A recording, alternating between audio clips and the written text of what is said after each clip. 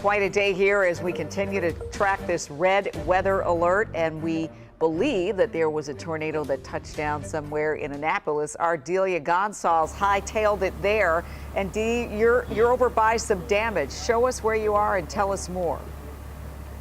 This is an incredibly tense situation here on West Street in Annapolis. We're just off Solomon's Island Road. In fact, we had to walk a quarter mile to this scene because traffic is at a standstill.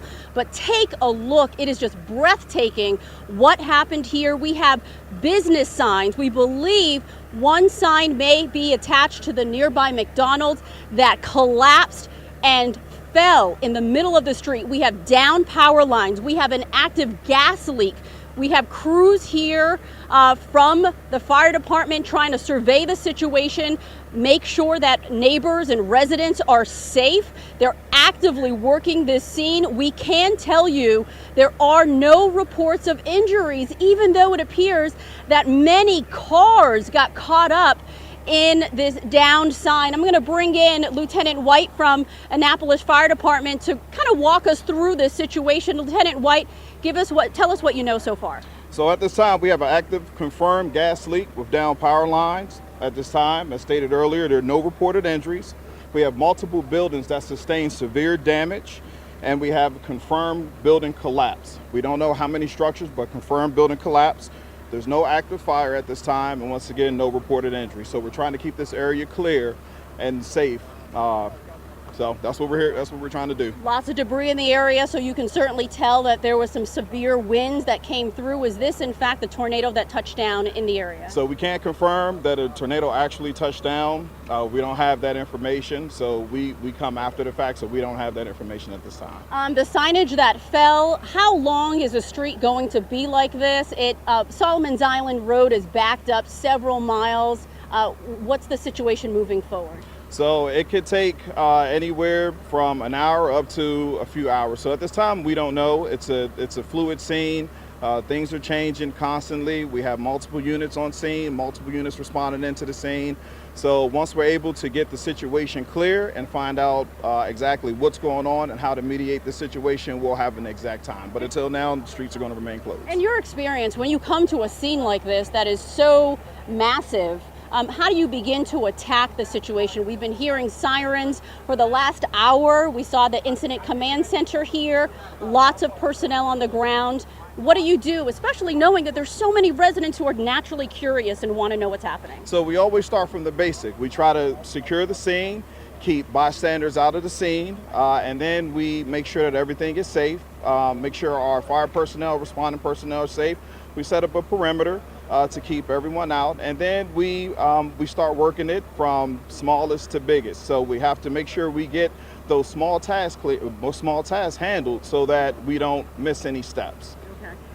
And power lines are down, so power is knocked out to this area. Correct. At the time, so power lines are down. I'm not sure the extent of the power outage, but we do have BG&E. They arrived on scene about a half hour ago, their gas emergency vehicle. So they're going to be assessing the situation. I believe we have more BG&E vehicles responding. Great. Lieutenant, thank you so much for keeping us up to date and keeping everyone here on the ground safe, but a pretty incredible scene. No reports of injuries despite several signs attached to businesses falling, and we can see some residents who are leaving the area now. Were you in the affected area? How are you feeling? No, I'm fine. I'm just helping this gentleman. Yeah, this is the cover off my truck. It flew off the truck. Say that again, sir? This fell off the truck. Where were you parked? In the Burger King. And it just flew right off your truck. Are you fine? Yeah. You're a little winded. What did it feel like? Let it down a little bit. What did all of this feel like living through all of this? What did you hear? What did you see? Swirling winds. The McDonald's sign was blown over. Okay. As I was in the restaurant at Burger King. And yeah, it was scary stuff? Not so bad, but there were others that were scared, quite scared. We moved away from the windows because all kinds of debris was crashing into the window. Fortunately, the windows didn't break. What's your name, sir? Tim. Tim, thank you so much. And you live here in Annapolis or Edgewater? No, Arnold.